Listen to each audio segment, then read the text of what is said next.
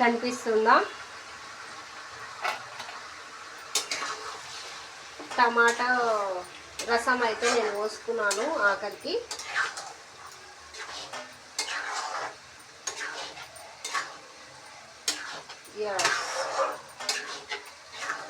చాలా మెంబర్స్కి అయితే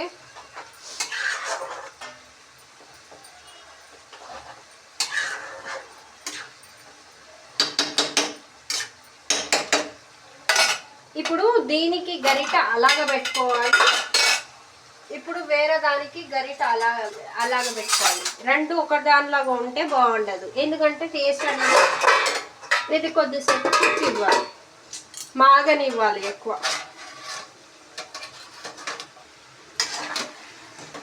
ఇది మనము ఫ్రై కన్నా కదా పీసెస్ చూసారా, లేయర్గా మన ఫ్రైలకి ఎప్పుడు పీసెస్ అనేసి లేయర్గా రావాలి. అట్లయితేనే కర్రీకి టేస్ట్ అనేది వస్తుంది. కొద్దిసేపు అది కుక్ కానీ. అన్నీ షార్ట్గా పెడుతున్నాను, దయచేసి ఏమనుకోకండి. నాకు లెంత్ ఎట్లా అసలు నా ఫోన్లో అనేది లెంత్ వస్తలేదు, అందుకే షార్ట్గా పెడుతున్నాను. దయచేసి ఏమనుకోకండి. నా చికెన్ కర్రీ ఎలా ఉందో నాకు ఇన్బాక్స్లో కామెంట్ చేయండి. అలాగే మీరు ఎలా చేస్తున్నారో అది కూడా కామెంట్ చేయండి.